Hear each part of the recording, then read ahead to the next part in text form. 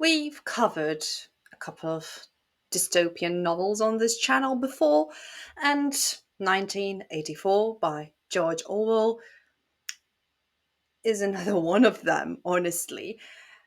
A handful of commentators suggested I cover this one, or shall I say, introduce, and express my opinion on it, which is cool. I'm gonna do it. And spoiler alert, I don't consider this book actually disturbing. Throw a rock at me.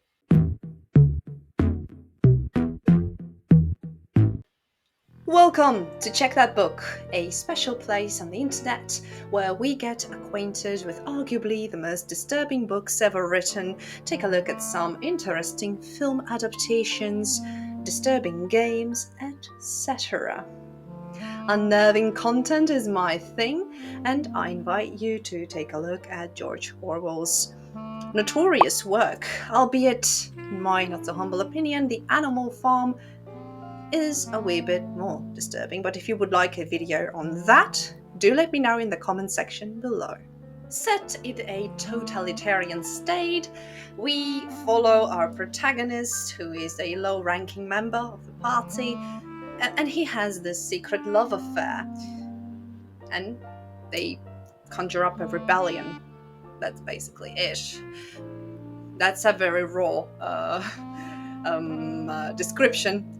Let me explain. The lovers who come up with the rebellion idea, they of course are betrayed and arrested, and, well, intense torture ensues. There's a lot of psychological manipulation, and our protagonist is forced to betray the girl he loves, and he's completely indoctrinated towards the end. Like I said, it's difficult to describe this story without spoiling it. Plus, me, as not a huge fan of the dystopian genre, I think I've spoken about it before, with The Clockwork Orange, for example, and a handful of Kafka's works. Yeah, Kafka comes up a lot in on this channel. I'm not a big admirer of that. I don't find it disturbing to me per se, but I can see where people who deem it disturbing, where people come from with that. If you hear the rain in the background again, I deeply apologize. I do record this in the attic, kind of. We have a rainy summer in the area I'm in right now. Holy shit!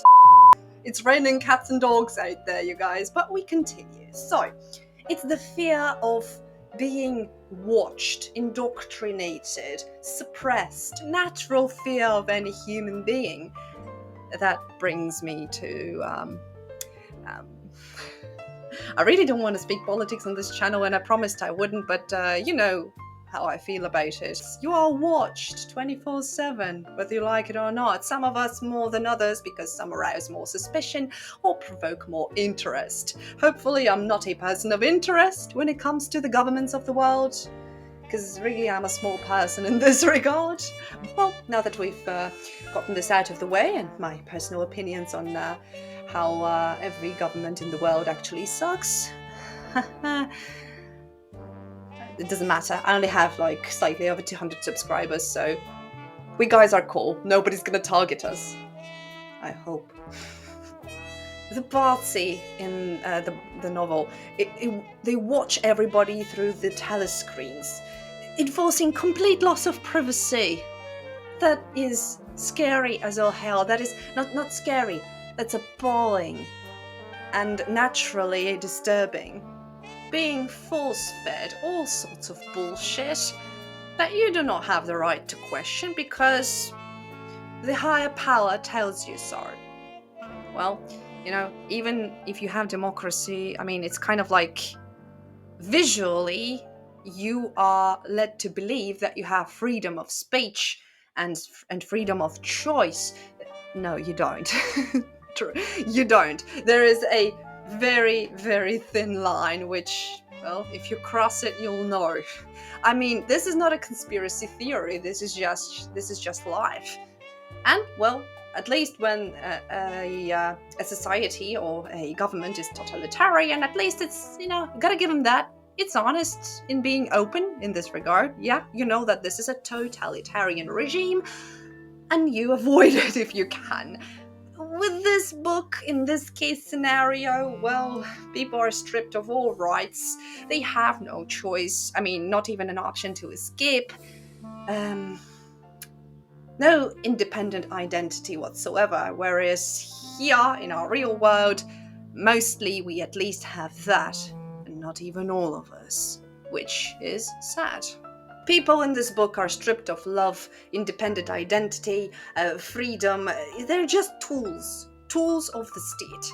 Obedient workers who ask no stupid questions, or no questions at all, whatsoever. Kind of reminds me of our society. Again, some places slightly better than others, but the formula is still the same. I better stop talking about this. This is a very political book in this regard, because the universe it portrays can be copy-pasted onto pretty much any government, just in different fluid forms. In overall, I wasn't a huge fan of the book after reading it. I read it for educational purposes mainly.